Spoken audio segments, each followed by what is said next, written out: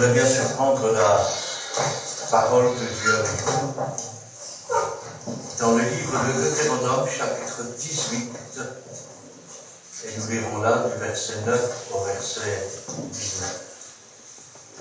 Éternel mon Dieu, mon Père, tout le monde nous rendons grâce, béni soit-il de la croix, la parole de la vérité et de la vie.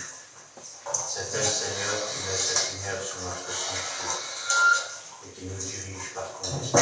C'est pourquoi, Seigneur, que ta parole ne retourne pas à toi, sans avoir fait ta volonté. Sans avoir donné du pain à celui qui mange et de la semence à celui qui sème, et que toute la gloire est à toi.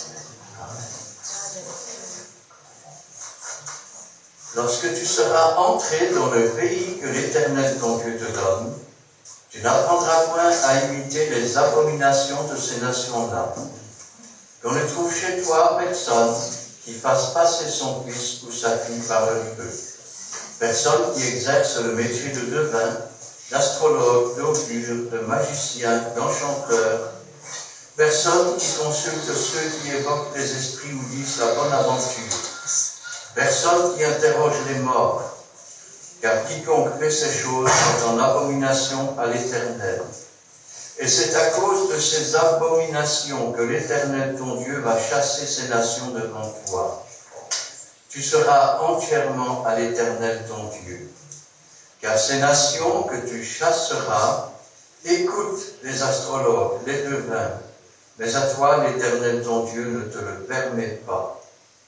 L'Éternel ton Dieu te suscitera du milieu de toi, d'entre tes frères, un prophète comme moi. Vous l'écouterez.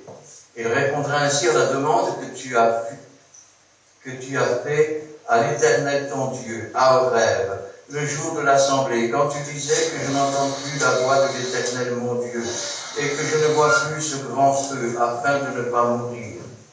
L'Éternel me dit ce qu'ils ont dit est bien. Je leur susciterai du milieu de leurs frères un prophète comme toi.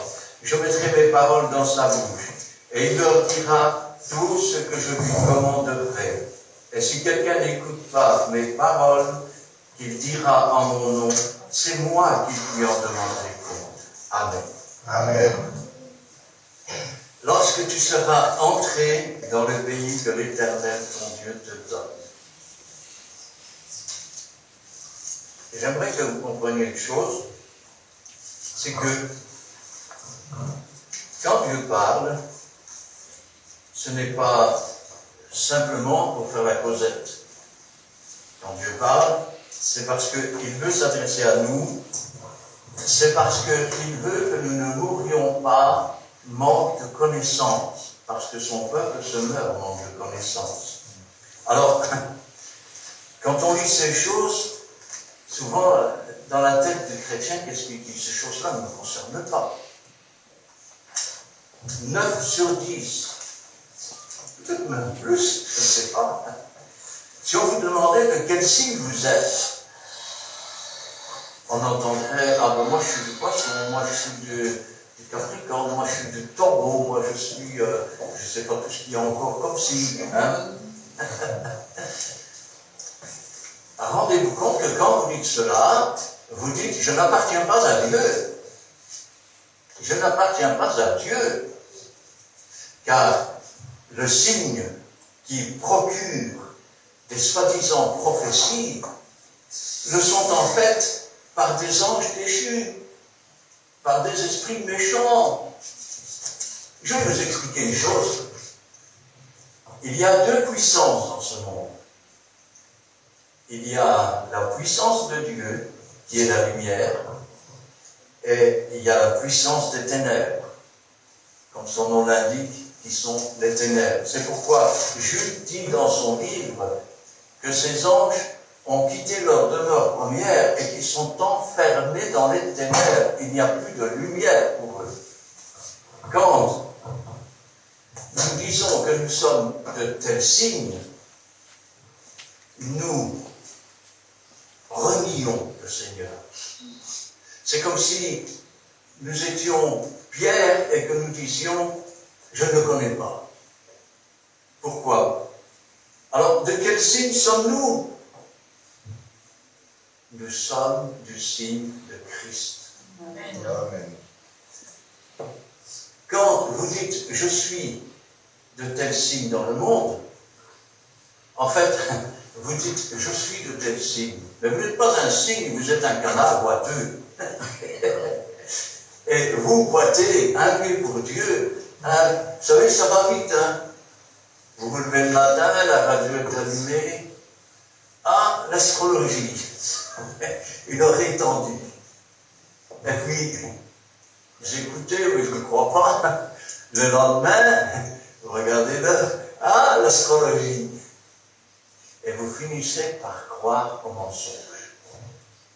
Et si vous avez la foi pour croire au mensonge, le diable alors peut accomplir ce qu'il a décidé de faire dans votre vie. Vous savez, ça va très vite. Par exemple, on va dire signe de la langue, hein, parce que je ne connais pas tous les signes. Hein. Aujourd'hui, journée exécrable. Vous serez embêté de tout le monde. Mettez-vous un peu à l'écart pour pouvoir trouver la paix. Alors, madame ou monsieur vient d'entendre ça le matin. C'est bien. Et elle se dit, ah, il faut que je fasse attention aujourd'hui. Ou elle dit, il faut que je fasse attention. Alors, le conjoint se lève. Il faut que je me tienne à ma place. Bon, au bout d'un moment, le conjoint, il regarde, il dit, ça ne va pas? Si, ça va très bien. Ben, non, je vois que tu n'es pas comme d'habitude. Non, ça va. Ben, s'il y a quelque chose, tu peux me dire. Je saurais bien, il l'avait dit, ça commence. C'est vous qui n'êtes plus naturel. C'est vous qui êtes entré dans un plan que le diable veut réaliser. Quand on suit le chemin étroit et resserré de Jésus, il met un ange qui nous porte, afin que nos pieds ne heurtent pas contre une pierre. Et vous dites, je ne comprends pas bien. On peut être un enfant de Dieu et prendre un chemin qui n'est pas de Dieu. Vous dites, c'est possible, une chose pareille? Ben oui. Prenons l'exemple de Jonas. Dieu lui dit, va à Ninive. Et il y a quelque chose qui vole au-dessus de sa tête. Car vu les gens de Ninive, ces gens-là ne méritent pas qu'on leur parle de Dieu. À quoi ça sert, hein?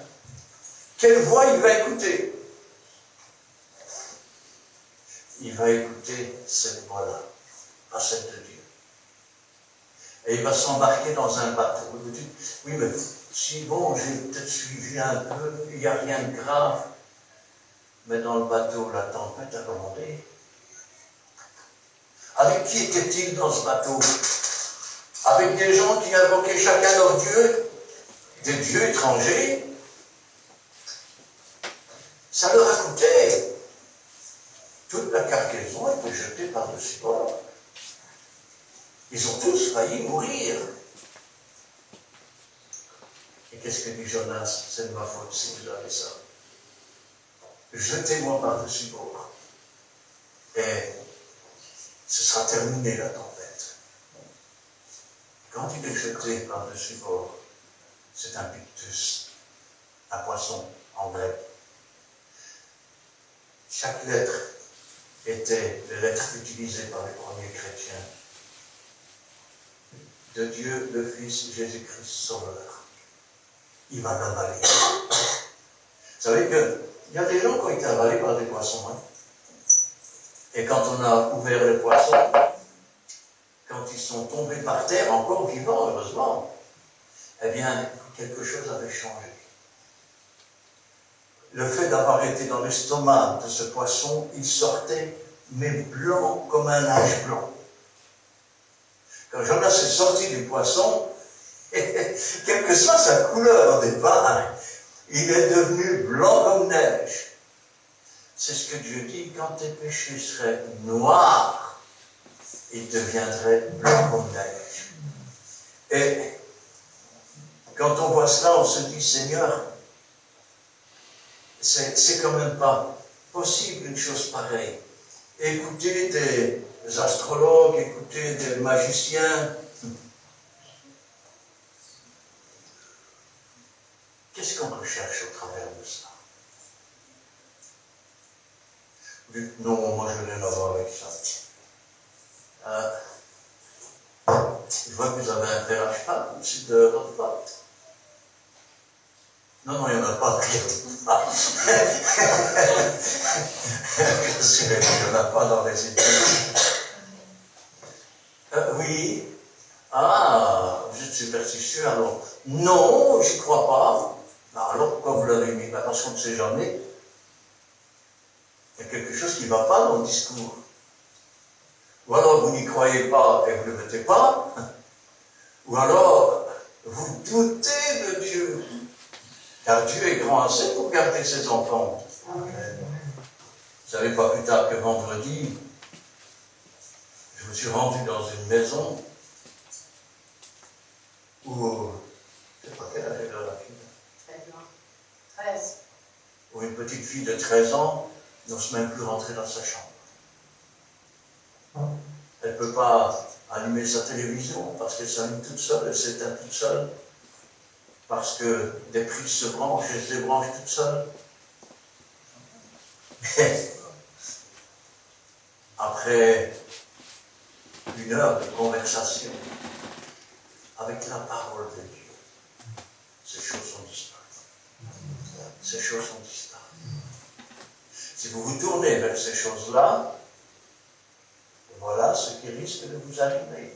Vous vous mettez en communion avec des démons. Quand vous allez voir une voyante, remarquez, dans l'Ancien Testament, on appelle les prophètes les voyants. Mais ce sont les voyants de Dieu, avec l'Esprit de Dieu. Quand vous allez voir une voyante, c'est quelqu'un qui se met en communion avec des esprits méchants, des anges déchus. Parce que s'il y a deux puissances, il y a deux plans aussi. Dieu a un plan pour vous, et le diable en a un pour vous. Alors, le plan du diable, c'est de vous amener au péché. Ça, c'est la première chose. Pourquoi? Parce que le résultat du péché, j'en ai mangé et j'ai eu peur. J'ai eu peur. La peur. La peur engendre la superstition. Et la superstition conduit à se mettre en communion avec des esprits méchants. Voilà le résultat. Comment? Eh bien, par les voyants. Alors, on a eu chez la voyante, ah, votre vie sentimentale ne sera pas terrible. Ah, ça va aller, il y a de l'argent qui va rentrer. Alors, vous sortez de là, et vous croyez vraiment à ce qu'elle vient de dire. Oui, vous croyez vraiment à ce que la voyante vient de dire. Donc, ce qu'elle vient de dire va s'accomplir dans votre vie. Et vous allez dire, ah, quand même, elle a raison. Ah, c'est arrivé. Donc, tu vois hein, que c'est vrai. Hein. Mais en fait, il n'y a rien de vrai là-dedans. Vous savez, c'est un peu comme quand on joue une partie de poker. Vous avez déjà vu ça à la télévision. Moi, je ne joue pas, je ne sais pas comment ça marche. Vous avez une série d'escrocs qui sont autour, et vous êtes le pigeon. Alors, vous n'êtes plus le cygne, vous n'êtes plus le canard boiteux, vous êtes le pigeon. Et au début, on vous laisse croire que vous avez gagné, pour que vous soyez accrochés. Et une fois que vous êtes accrochés, alors la vérité se révèle. Et les escrocs commencent à vous dépouiller, à vous plumer, à vous endetter. Vous savez, quand on est devenu boiteux comme cela, eh bien le diable commence à essayer de nous accrocher. Et puis, ce qu'il veut, c'est nous dépouiller. Nous dépouiller. Nous dépouiller de tout ce que Dieu voudrait nous offrir, afin que nous soyons damnés. Pourquoi a-t-il dit à la femme, ben non, vous ne mourrez pas, vous serez comme Dieu, connaissant le bien et le mal. Parce qu'il voulait l'attirer dans ses filets. Il savait qu'elle serait la mère de tous les hommes. Quel est le résultat du canard boiteux? Adam a été chassé du jardin d'Éden. Caïn est devenu errant et vagabond sur la terre. Et puis, les fruits de la terre ne lui donnaient plus rien. Et puis, parlons de cette nation qui a multiplié ses péchés en se mettant en communion avec des anges déchus. Au temps où il y avait des géants sur la terre, c'est toute la terre qui a été détruite par les eaux. Toute la terre. Et Dieu a dit à Noé, écoutez bien, fais-toi. Il n'a pas dit je vais te faire. Il a dit fais-toi une arche. Tu n'as pas d'arche. Tu n'as rien pour te sauver de l'inondation, être inondé par le mal. Fais-toi une arche. Fais de Jésus ton salut. Et quand il sera devenu ton salut, alors voici le signe qui apparaît. Tu marcheras sur les serpents, sur les scorpions. Si tu bois quelques breuvages mortels, c'est-à-dire que si quelqu'un vient avec des paroles qui sont tronquées, qui sont trompeuses, elles ne te feront pas de mal. Parce que le Saint-Esprit sera là pour te dire, ainsi parle le Seigneur. Quand je pense à cela, je pense à toutes ces pratiques. Et pourtant Dieu dit qu'on ne trouve personne chez toi qui fasse ça. Alors, je pose la question. Quand tu allumes la radio ou la télé et qu'il y a, je vais dire, ces séances, on trouve chez toi quelqu'un qui fait ça. Tout véritable enfant de Dieu éteint sa télévision ou change de chaîne. Vous remarquez le mot chaîne. Beaucoup sont enchaînés aujourd'hui à la télévision, presque jour et nuit. Quand c'est pas devant des écrans, quand c'est pas... Ils sont enchaînés du matin au soir et ils changent de chaîne. Cette chaîne-ci commence à devenir l'autre, on va prendre une autre. Qu'on ne trouve personne chez toi qui fasse passer son fils ou sa fille par le feu. Vous savez que quand Dieu a parlé d'Israël, il a dit, ce n'est pas le tabernacle que vous avez porté dans le désert, c'est la tente de Moloch. Et Moloch, c'est un dieu qui faisait passer ses enfants par le feu. Le rite consistait à brûler les enfants. Vous savez, quand vous éduquez vos enfants à suivre ces choses, des horoscopes, des magiciens, des guérisseurs, eh bien, vous vouez vos enfants au feu éternel. Vous faites passer vos fils et vos filles par le feu. Il y en a même certains qui ne se contentent pas de faire passer leur âme par le feu. Non, parce que maintenant, on incinère les gens. Ça veut dire qu'on les brûle. Pourtant, même dans certaines églises, on vous dit, Dieu n'a pas besoin de ton corps pour te ressusciter. Mais Paul dit le corps est semé corruptible et il ressuscite. C'est le même. Il y a quelque chose là-dedans qu'on appelle le corps. Essayez de jeter les semences au feu et puis planter-les. Voilà ce que ça donne. Celui qui détruira son corps, Dieu le détruira. Ils font passer leur fils et leur fille par le feu. Personne qui exerce le métier de devin, l'art divinatoire. L'art divinatoire se compose de deux choses. La première, la psychologie. Ça veut dire que ces gens sont entraînés à analyser les comportements. Ça veut dire que je ne comprends pas. Eh bien, par exemple, vous êtes dans une pièce, et puis vous avez un homme qui croise la jambe, comme ça, en direction d'une femme. Eh bien, ça veut dire qu'il est attiré par la femme. Ça, ce sont des comportements qui parfois passent inaperçus. Seulement, la divination, ça ne suffit pas le comportement. On appelle ça comportementaliste. Ça ne suffit pas. Il va falloir faire appel à autre chose. Et celui à qui on va faire appel, c'est l'accusateur des frères. C'est celui qui pousse à faire le péché et qui ensuite accuse. Vous savez, un jour, je suis rentré dans une église, c'était une église de Pentecôte. On m'avait invité, et le frère qui m'avait invité, il me dit, tu verrais, le pasteur là, je l'ai déjà vu. Oh, il est dans la salle. Et il se promène comme ça. Toi, pourquoi tu as fait ça? Dieu t'a vu. Toi, pourquoi tu as fait ça? Dieu t'a vu. Quand j'ai entendu ça, j'ai dit, je serais curieux de voir ça. Alors j'y suis allé. Et il a commencé à prêcher, ça avait l'air plus ou moins correct. Et puis à un moment donné, il commence son cinéma.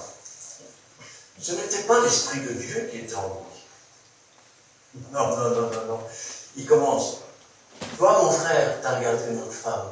Attention, Dieu t'a vu. Et une autre personne, et puis il se tourne vers moi.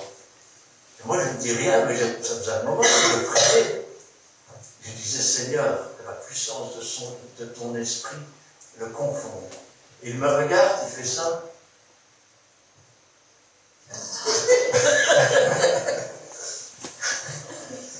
Alors, il faut se méfier, parce que le diable est toujours là où on ne s'y attend pas. On ne s'y attend pas. J'en voulais des preuves. Entrer dans une église. Ah, ici, il y a une ambiance, on sent quelque chose. Celui qui officie monte sur sa tribune. Il est grand le mystère de Dieu.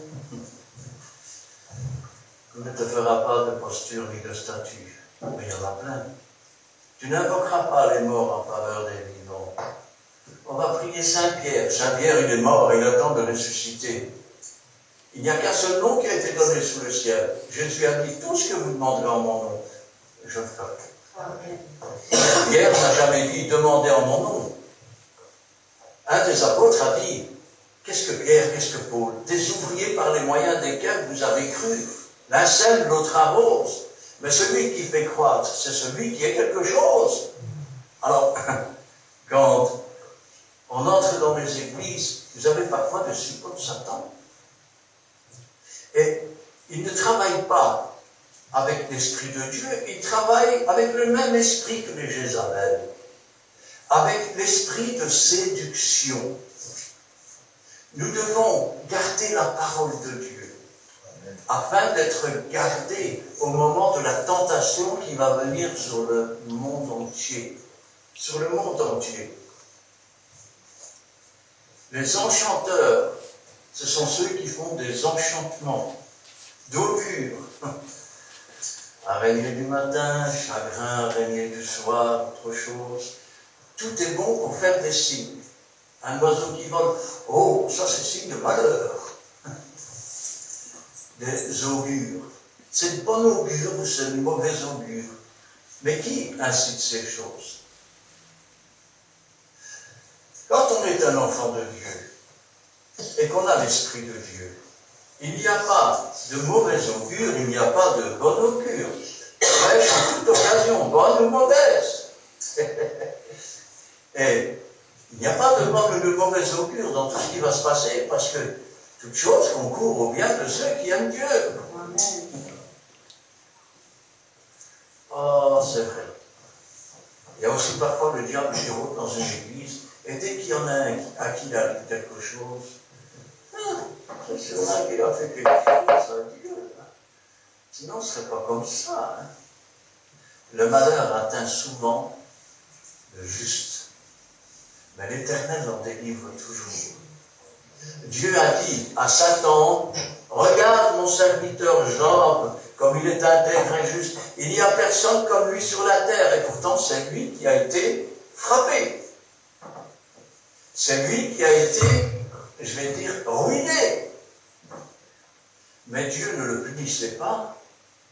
Rendez-vous compte, Dieu lui a fait confiance. Dieu lui a fait confiance. Il a dit, touche à tous ces biens, tu ne peux pas toucher à sa vie. Il y a toujours une limite dans ce que le diable peut faire. Parce que le chef, ce n'est pas Satan, le chef c'est Dieu. Amen. Et si Dieu ne permet pas une chose, la chose ne peut pas arriver. Amen. Les magiciens, alors, le magicien, lui, c'est un pauvre esclave. Je vous explique. Au départ, il a essayé d'étonner les gens. Alors on appelle ça de la prestidigitation. C'est-à-dire qu'avec la nudité des mains, on fait disparaître un objet dans la manche. Des gens trompent les gens, mais, hein, bon. Mais voilà, ça a une limite. Et la limite, ben, on ne sait pas la franchir. Alors, il n'y a qu'une façon de la franchir, et c'est là où le diable intervient. Et où, en communion avec les démons, on peut produire des miracles, ce qu'on appelle des miracles mensongers. Rappelez-vous, ce magicien, il avait longtemps étonné les gens par ses miracles, par ses prodiges mensongers. Mais quand la parole a été annoncée et qu'ils ont vu la puissance de Dieu, ils se sont détournés de lui. Ils se sont détournés de lui. Et des gens ont brûlé pour des millions et des millions et des millions d'argent d'aujourd'hui, de livres de sorcellerie. D'enchanteurs. On fait des enchantements. C'est souvent des breuvages. J'aimerais vous raconter une histoire, elle est vraie. C'était une petite jeune fille dans une famille de chrétiens. Et puis, elle avait de mauvaises fréquentations. Alors, à un moment donné, elle a dit à ses parents, moi j'en ai marre de Dieu, j'en ai marre de l'église, j'en ai marre de tout. Je veux être libre, je veux faire ce que je veux. Elle avait à peine 14 ans. Et elle a fugué de sa maison, elle est partie. Oh, quand les parents sont rentrés dans l'église, et elle est partie. Non, c'est pas. Si, je te le dis. Ah oui, vous avez des gens comme ça. Alors, eux, les parents, ont continué à prier pour la fille. Elle a commencé par mendier. 2 ans, ça a duré. Puis elle a rencontré une fille, un peu plus âgée qu'elle. Elle devait avoir à peu près 16 ans à ce moment-là. Et la jeune fille lui dit, ah, aujourd'hui, je vais au concert, j'ai les billets. Et la fille lui dit, ben, je vais aller avec toi. Elle dit non, parce que les billets que j'ai, c'est pour les groupies. C'est les gens qui, après le spectacle, passent de l'autre côté de la salle. Et là se produisent des orgies. Elle dit, mais si, je vais y aller. Bon, ça va, tant pis, écoute, je t'avertis. Et les voilà dans la file. Devant la double porte, il y avait 2 hommes, un à côté, un à l'autre, et au milieu, il y avait une grosse femme. La grosse femme était là. Ça va. Ça va. Et puis quand elle est arrivée à elle, elle l'a regardé, elle a dit, toi tu ne peux pas rentrer. Et j'ai ma carte. Non, tu ne peux pas rentrer. Ben, pourquoi? Parce que tu es chrétienne. Non, je ne suis pas chrétienne. Mes parents, oui, mais moi, non, je ne veux pas de Dieu. J'ai rien à voir avec Dieu.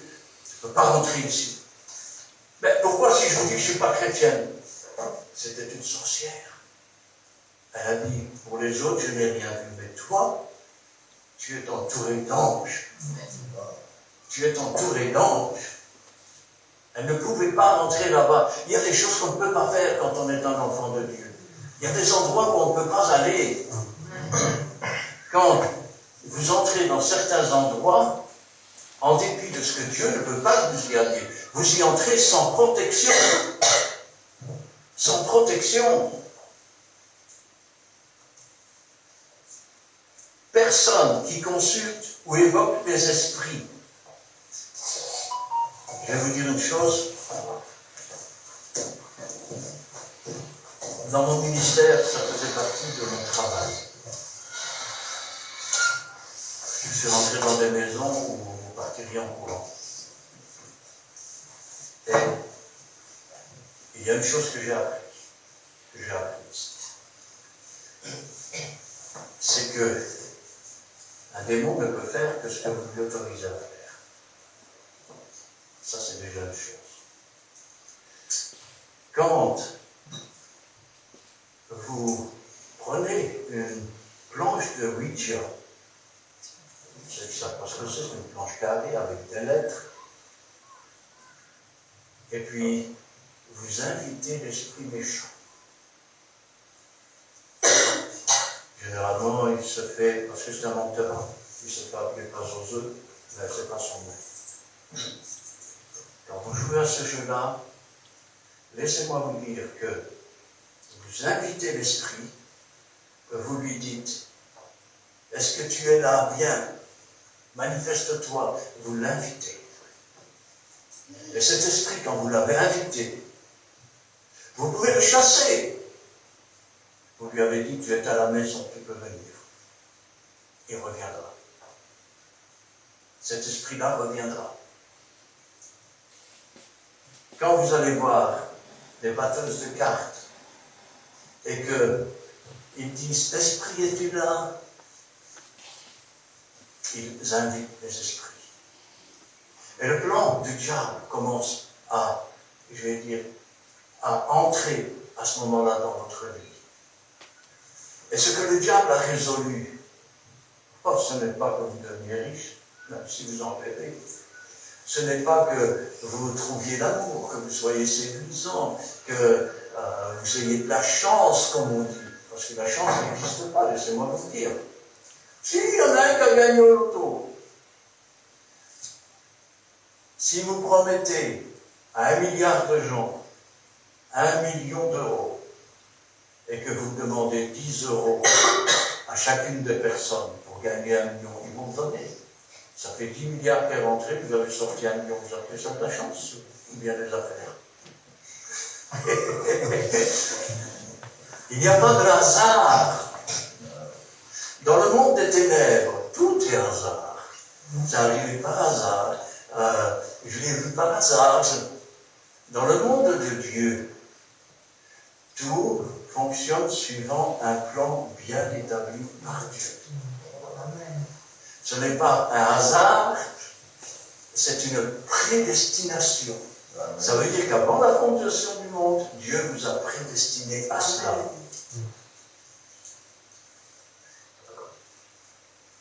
Personne qui consulte ceux qui évoquent les esprits ou disent la bonne aventure. Personne qui interroge les morts. Vous savez, ça va vite. Alors déjà, je vais vous donner un mode d'emploi. Moi, j'avais une belle-mère qui venait à la maison toutes les semaines, pendant des années. Parfois, elle restait même 3-4 jours, comme elle était âgée. Et quand j'allais aux commissions, comme j'achète plus quelque fleurs pour ma femme, j'en achetais un pour ma belle-mère. Elle me disait, ah, c'est gentil, il ne fallait pas. Je dis, non, prends-les tant que tu es vivante. Je dis, parce que moi, je ne donne pas les fleurs aux morts. Quand tu es mort, tu n'en as pas besoin. Profites-en maintenant. Alors, une fois que quelqu'un est mort dans la maison, qu'est-ce qu'on fait? On veut un souvenir. On veut une photo. Et puis on passe devant la photo. Et on a l'impression que les yeux suivent. On revient dans l'autre sens. Mais oui, il me regarde. Tu es là? Et on commence à parler avec les morts. On commence à invoquer les morts. Et dites-vous bien que celui qui est mort, il est bien mort. Ça veut dire qu'il ne sait rien. Soit il est dans le jardin de Dieu, soit il est dans le séjour des morts. Mais alors, quand vous avez une réponse, c'est qui?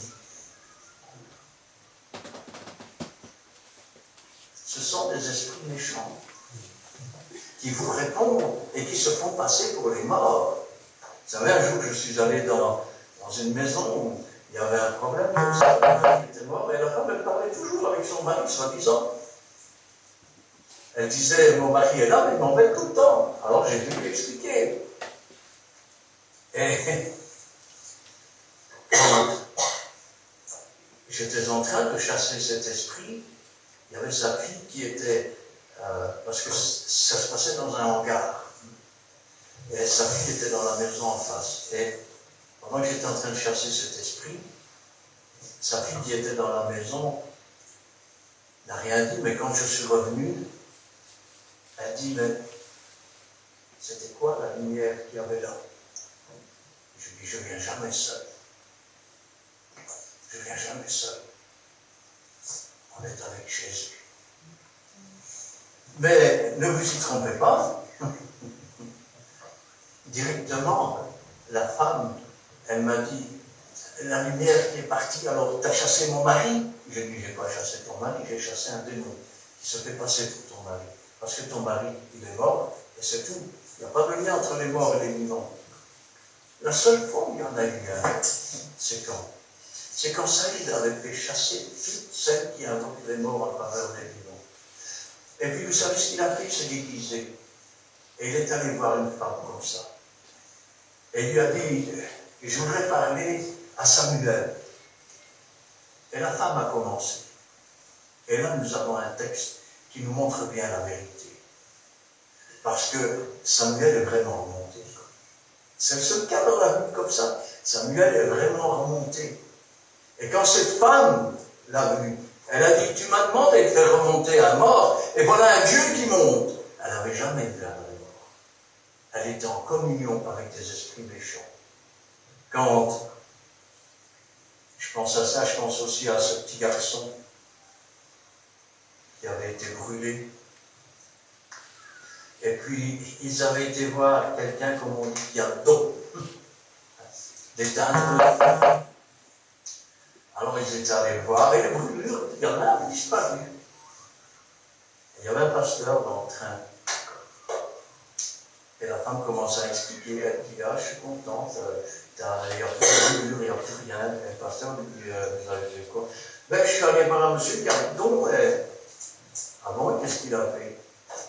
Ben, il a mis sa main sur la place et puis il a ouvert la doublure de la veste de mon fils, il a mis un papier, il a dit pas tirer sur tout parce que sinon l'enfant va retrouver toutes ses brûlures.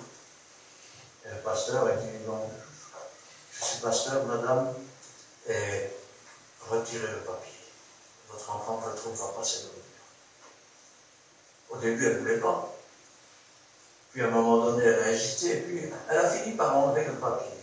Et vous savez ce qu'il faisait marquer sur ce papier? Satan, je te donne l'âme de ce petit garçon en échange de la guérison de ses brûlures. Elle venait de vouer son enfant à Satan. Quand vous allez voir des guérisseurs, c'est ce que vous faites. Personne qui consulte ceux qui évoquent les esprits ou disent la bonne aventure. Personne qui interroge les morts. Car quiconque fait ces choses, marqué, il n'y a pas de nom, hein, c'est quiconque. Quand Jésus nous propose le salut, qu'est-ce qu'il est dit? Afin que quiconque croit en lui ne périsse pas, mais qu'il ait la vie éternelle. Et là, Dieu nous dit, quiconque fait ces choses. Et il ajoute, quiconque fait ces choses est en abomination. Alors, c'est quoi une abomination? Parce que, finalement, il n'y a pas beaucoup de définitions du mot abomination. Alors, je vais vous en donner quelques-unes, dégueulasses, dégoûtantes, écœurant, à vomir. Voilà ce que ça veut dire, abomination. C'est une chose qui est abominable. C'est une chose qui dépasse l'entendement. C'est une chose qui est trop dégueulasse, si je peux m'exprimer comme ça. Quiconque fait ces choses est en abomination à l'Éternel. C'est à cause de ces choses-là. que l'Éternel ton Dieu va chasser ces nations devant toi. Alors, là, il parle à Israël. Israël devait rentrer dans le pays, et ces gens, les Jébusiens, les Étiens, les Phérésiens, tous ces gens-là, pratiquaient ces choses. Dieu l'a vu.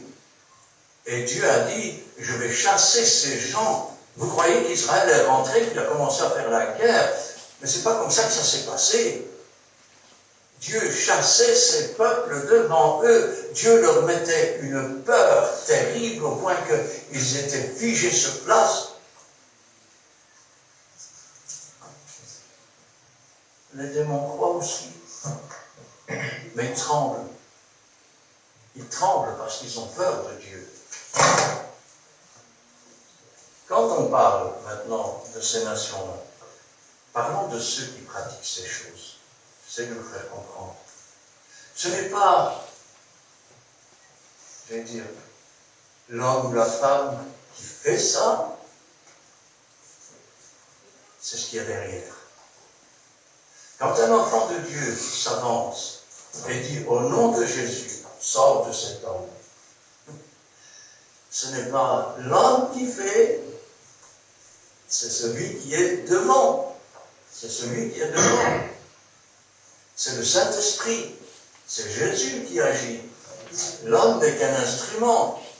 Ces gens qui se font passer pour des magiciens, des enchanteurs, qui invoquent les morts en faveur des vivants, sont aussi des instruments. Mais pas des instruments de Dieu. Des instruments du diable et de ses démons déchus. Nous ne devons pas lutter contre la chair, contre le sang. Nous devons lutter contre les dominations. Contre quoi? Contre les esprits méchants. Pourquoi? Parce que cette nation fait ces choses. Elle les fait au travers du voyant, elle les fait au travers du soi-disant magicien, au travers du soi-disant guérisseur, au travers de la soi-disant sorcière. Et nous sommes là pour lutter contre ces choses. Oui, mais par nous-mêmes, nous ne pouvons rien. Mais tout est possible à celui qui croit. Ne t'ai-je pas dit que si tu crois, tu le verras s'accomplir. Si Dieu est avec nous, qui sera contre nous? Vous savez, l'enchantement ne peut rien contre Jacob, ni la divination contre Israël. Vous pouvez amener ici le plus grand sorcier que vous connaissez, ne fait pas peur. Parce que Jésus est avec moi, et Jésus est plus grand que celui qui est dans le monde. Amen. Il a vaincu sur la croix du Calvaire. Il a écrasé sa tête. Il a écrasé sa tête. Ah oui, il voudrait bien blesser le talon. Vous savez ce que c'est que le talon? Quand vous alliez porter un chèque à la poste, la partie du chèque, on la prenait. C'est ce qui permettait d'avoir les sous. Comme Jésus a été pris dans le ciel, c'est ce qui permet d'avoir le salut. Si je ne m'en vais pas, vous ne recevrez pas le Saint-Esprit, votre consolateur. Et puis, vous avez une partie qui reste. C'est le talon, c'est la preuve du paiement. Qu'est-ce qui prouve que Jésus est venu, qui nous a sauvés, qui nous a rachetés? Mais c'est nous le talon. C'est nous qui sommes la preuve que Jésus est vivant, que Jésus a vaincu. Parce que Dieu fait ce qu'il dit.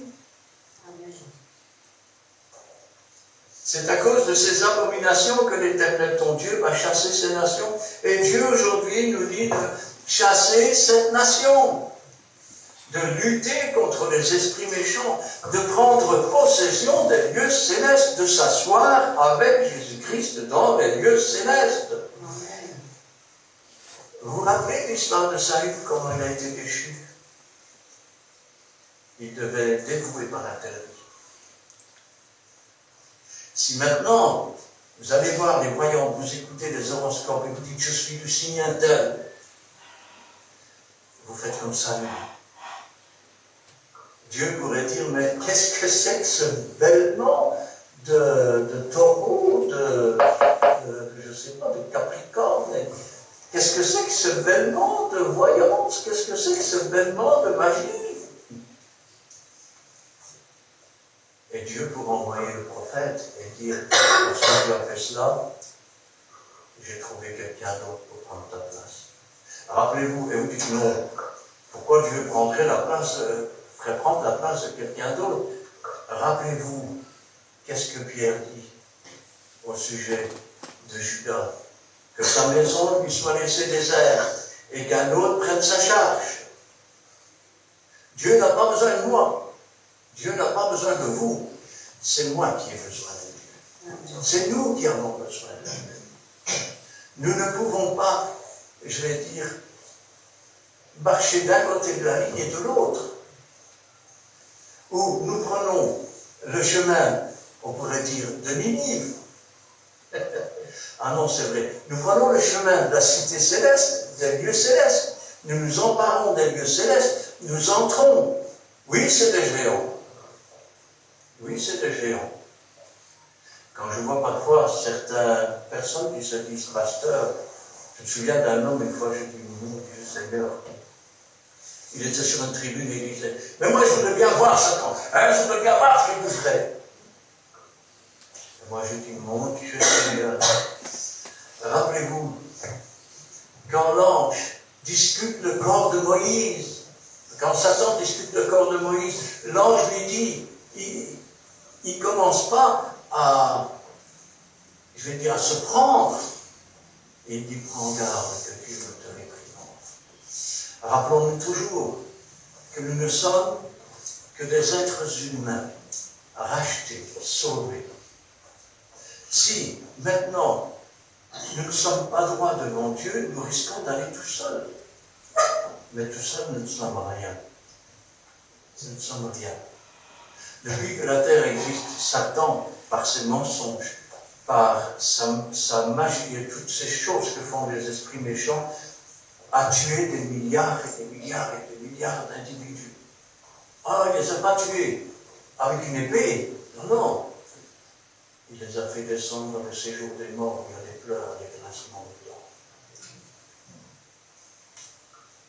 Quand nous devons combattre ces nations dans les lieux célestes. C'est eux qui donnent le pouvoir, soi-disant, aux magiciens. C'est eux qui viennent inspirer la voyante. Pourquoi? Parce que ces instruments diaboliques, on peut dire comme ça, même s'ils sont esclaves, ces instruments diaboliques prennent conseil auprès des esprits méchants.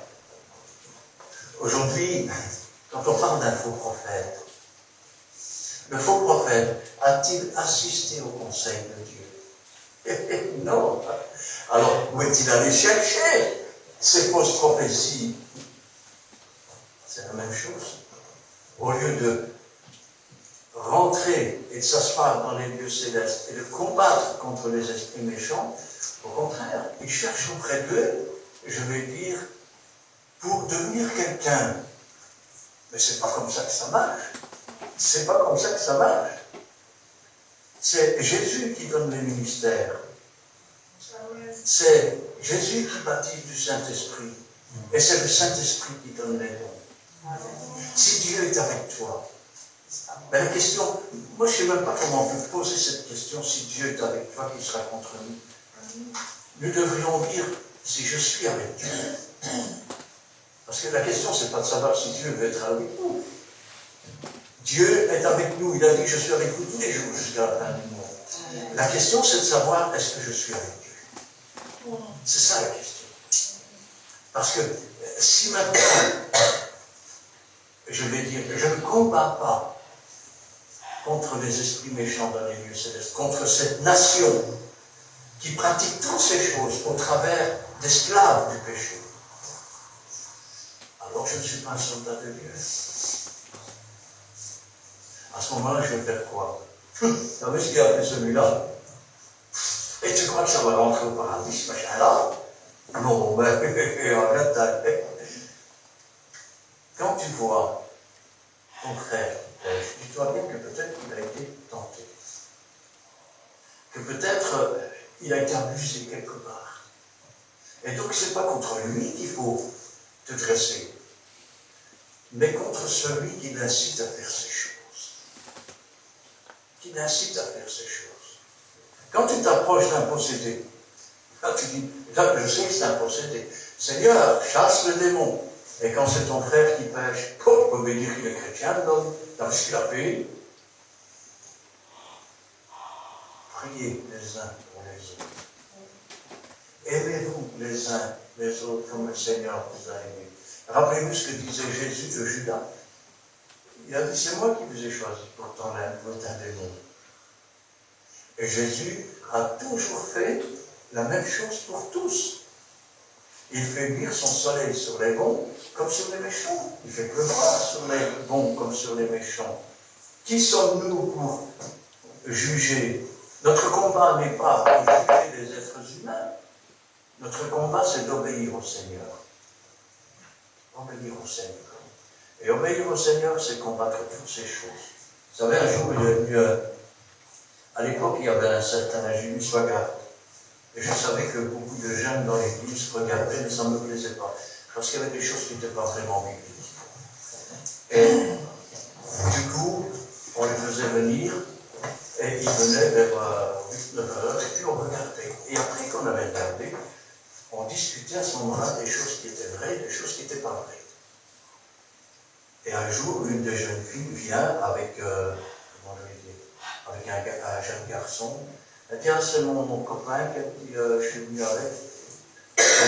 Mais je sentais qu'il y avait quelque chose qui n'allait pas. Alors, je le regarde, et il me dit, moi, tu dis, je suis hypnotiseur. Quand je fais comme ça, et je le regarde, je ne dis rien, la fille qui était avec, elle dit, oui, mais tu. Il la regarde comme ça, elle est étouffée sur sa chaise. Et puis il me regarde et dit, vous luttez contre ces choses, hein, monsieur. Alors je regardais avec un grand sourire. Je dis, à partir de maintenant, tu ne pourras plus dire un mot. Il était là. Je ne sais pas la peine, tu ne diras plus un mot. Maintenant, tu vas retourner chez toi.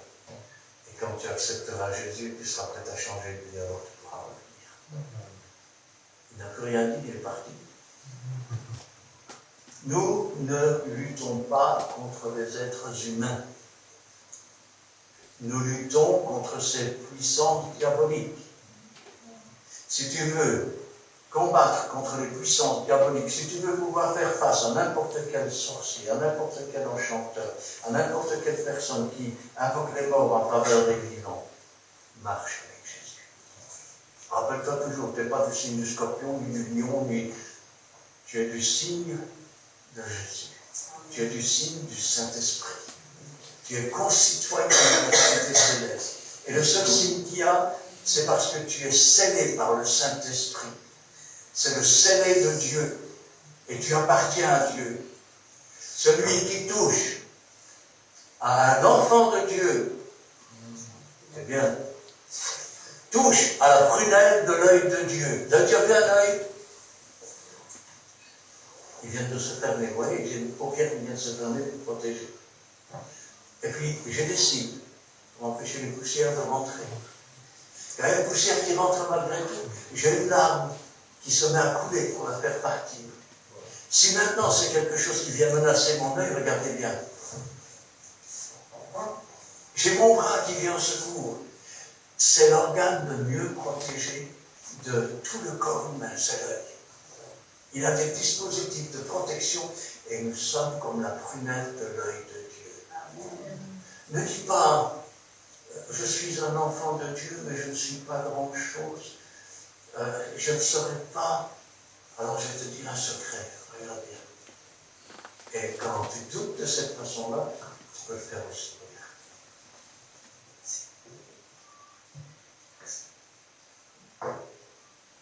Je dis que je ne comprends pas. Dans ma chaussure, il y a un gros bois de pied, même sur le travail. Un gros bois de pied. Généralement, quand tu tires ta chaussure, qu'est-ce qu'on dit? Ben, ça sent des pieds, hein? C'est un gros orteil, ça ne sert à rien. Il est là dans la chaussure, il ne bouge pas. Et pourtant, je vais te dire un secret.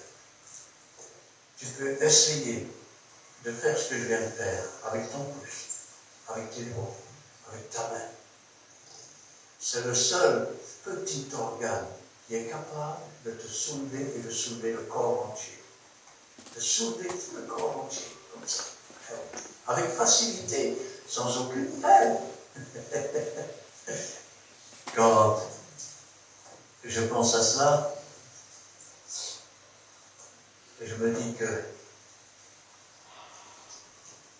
je vais essayer de vous imaginer la chose. Un jour, il y a un pasteur, il a eu une vision. Il est arrivé, et il y avait un trône, il y avait des couronnes. Et 40 ans. Alors, il s'avançait. C'est sûrement une couronne pour moi, ça maintenant je lui ai mérité. 40 ans de ministère, cette rencontre. Et puis il s'approchait. Il y avait une petite vieille, là, il les a reconnus, il avait à son église, il s'était assis dans le coin de l'église. Et puis, le Seigneur a pris la couronne, il l'a posée sur la tête de l'autre. Il a pris la couronne, il l'a posée sur la tête de l'autre. Et lui, dans sa tête, il se disait, mais c'est pas juste. Elle s'était assise dans le fond, on ne faisait rien. Et moi, 40 ans de service, et les couronnes, c'est eux qui les ont. Et le Seigneur s'est tourné vers lui et lui a dit, tu vois, cette petite vieille qui était là, elle priait pour toi. Et s'il n'avait pas prié pour toi, tu ne serais pas resté là. Priez les uns pour les autres. Aimez-vous les uns les autres. Ne vous détournez pas de Dieu. Vous voulez voir une église glorieuse, une église qui marche sur les serpents, qui marche sur les scorpions, une église qui n'est pas superstitieuse, une église qui n'a peur ni des magiciens, ni de quoi que ce soit, parce qu'elle ne lutte pas contre les hommes, elle lutte contre les esprits méchants dans les lieux célestes. C'est là où l'église doit s'asseoir, c'est là où elle doit combattre, c'est là où elle doit remporter des victoires. Vous voulez voir des réveils? Commencez par chasser ceux qui sont dans les lieux célestes. Vous allez dire, mais je ne saurais pas si Dieu est avec vous. Ces nations que je chasse devant vous, c'est Dieu qui le fait. Tout ce que tu as à faire, c'est d'entrer dans le plan de Dieu, dans les directives de Dieu. Et il le fera. Et quand ces oppositions seront chassées, alors tu vas voir des anciens magiciens qui vont brûler leurs livres. Alors tu vas voir des voyants qui vont demander pardon à Dieu d'avoir agi de cette façon-là et qui vont demander au Seigneur de prendre leur âme. Alors, tu as des voleurs qui vont cesser de voler, qui vont demander pardon, qui vont même rapporter ce qu'ils ont volé. Alors tu verras et tu diras, waouh, il y a un réveil ici. Il y a un réveil. Réveille-toi d'abord, toi qui dors. Et le Seigneur t'éclairera. Si tu dors, tu ne peux réveiller personne. Réveille-toi d'abord. Mets-toi bien dans la tête qu'il n'y a pas de bisounours dans le monde. Il n'y a pas de bisounours, ça n'existe pas. Il y a le plan du diable, il y a le plan de Dieu. Si tu cherches des signes près du plan du diable, tu ne seras jamais qu'un canard boiteux. Tu ne seras jamais qu'un perclus des pieds. Mais si tu marches avec Jésus, il sera toujours avec toi. C'est lui qui ouvrira la voie devant toi. C'est lui qui ouvrira les portes. Et quand il ouvrira la porte, personne ne pourra la fermer. C'est lui qui fermera les portes devant toi. Et quand il fermera la porte, personne ne pourra l'ouvrir. Oh, dans mon église, on m'a dit quand Dieu ferme une porte, on passe par la fenêtre. Mais celui qui passe par ailleurs, c'est un voleur. C'est un voleur. Entrez par la porte étroite. Quand je pense à ça, je me dis, Seigneur, si nous voulons vraiment voir ces choses, dans ce monde qui est corrompu, dans ce monde qui est perdu, parce que si la terre a été détruite par les eaux, elle le sera par le feu. Et nous savons tous. C'est pas moi qui le dis, c'est Dieu qui le dit. Et nous savons tous que l'Antéchrist n'est pas loin d'arriver. Il faut plus grand chose. Il faut d'abord des temps difficiles. Il faut que les gens ne sachent plus comment s'en sortir. Quand ils sont vraiment acculés et au bout, c'est là que se présente celui qui est censé être le Christ venu pour apporter la paix. Ce n'est que le Christ du diable. Et si vous menez le bon combat, alors que vous ferez reculer les armées de Satan. alors ceux qui sont écrits dans le livre de vie, depuis là et avant la fondation du monde, s'approcheront. Parce que délivrés de cette puissance. Vous savez, quand vous parlez à quelqu'un, je ne terminerai pas, hein, quand vous parlez à quelqu'un qui est possédé, vous ne parlez pas à une personne, vous parlez à deux personnes. Ça peut donner des dialogues étranges. Tenez par exemple, tu sais que le Seigneur t'aime, puis ton ennemi derrière. Oui, mais moi, ceux qui m'emmerdent, tous ceux qui m'ont emmerdé, ils sont morts. Hein. Mais Dieu est plus puissant que tout cela, mon ami. Et puis, tu leur mets sa place, et puis tu commences à parler à l'âme de la personne. Mais il faut aimer l'âme. Vous savez ce qui fait que quelqu'un peut amener quelqu'un à Jésus? Il faut d'abord qu'il aime les âmes. Si tu n'aimes pas les âmes, tu ne peux pas les amener. Il faut d'abord aimer les âmes, il faut comprendre que c'est une âme qui est esclave, c'est une âme qui est en souffrance, elle ne fait pas ce qu'elle veut, elle est liée, et elle a besoin de quelqu'un qui la délivre de cette puissance qui vient des lieux célestes, qui est un ange déchu, un esprit maléfique. Et il faut chasser cette chose. Quand cette chose est bloquée, alors on peut parler à l'âme. Vous pouvez parler ainsi pendant 1 heure. Et au bout d'1 heure, la personne ne se souviendra que des choses que vous lui avez dites de Dieu. Elle ne se souviendra même pas quand vous aurez dit « Arrière, Satan, maintenant, tais-toi ». Il ne se souviendra pas de cela, parce que c'est pas lui qui parle. Comprenez cela? C'est contre ces choses-là que nous devons lutter. Et pour lutter contre ces choses-là, nous ne devons pas nous prétendre être de tels signes astrologiques. Nous ne devons pas laisser des devins parler. Nous ne devons pas, je vais dire, laisser ces choses envahir nos cœurs comme la superstition, comme parler aux morts, ou des choses comme ça. C'est à cause de ces choses-là que ces nations-là ont été chassées. Voulez-vous être chassés du plan de Dieu? Voulez-vous être chassés de la cité céleste? Moi, je ne veux pas. Je ne veux pas. Je veux demeurer avec le Seigneur. Je pourrais vous raconter tout ce que j'ai vu dans ma courte vie. Oui, c'est court à côté de ce qui m'attend. Hein? Je pourrais vous raconter tout ce que Dieu a fait, mais ce serait trop long. J'ai vu des gens qui étaient mourants, qui en avaient pour quelques jours à vivre, et vivent encore des années et des années.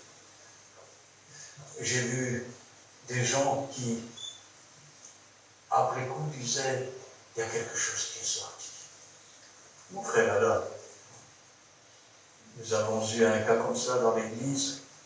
J'avais chassé un premier esprit, et souvent je me dis attention, il n'y a plus d'esprits qui s'en vont par la parole de Dieu que par des rites d'autres choses. Et à la fin de la réunion, cette femme est venue, qu'est-ce qu'elle a dit? Il y a quelque chose qui est sorti. Quelque chose qui est sorti. Il faut attaquer là. Si vous voulez abattre un arbre, qu'est-ce que vous faites? Vous commencez par arracher ses fruits. Vous arrachez ses feuilles. Vous coupez les branches. Il en repousse. Il faut attaquer la racine. Et la racine de tous les mâles, c'est cela. Ce sont ces choses contre lesquelles nous devons combattre. Nous sommes l'armée de Dieu. Dieu nous a donné des armes. Le casque du salut, le bouclier de la foi, l'épée de l'esprit, les chaussures que donne le zèle de l'évangile. Prenez-vous les chaussures? C'est pas une fois par semaine, 2 fois par semaine qu'on lit la Bible à la maison. C'est tous les jours qu'on va lire ça. Tous les jours. Vous lisez un chapitre et vous réfléchissez à ce chapitre. Vous apprenez de Dieu. Et n'oubliez jamais que vous n'êtes rien, que sans Dieu, on ne peut rien. Alors toujours demandez l'Esprit de Dieu pour comprendre sa parole. Si vous demandez un pain, il ne va pas vous donner un serpent. Si vous demandez un poisson, il ne va pas vous donner un scorpion. Et si donc méchants comme nous sommes, on s'est donné de bonnes choses à nos enfants, à en bien toute notre raison, il nous donnera des bonnes choses. Amen. Amen. Éternel notre Dieu, notre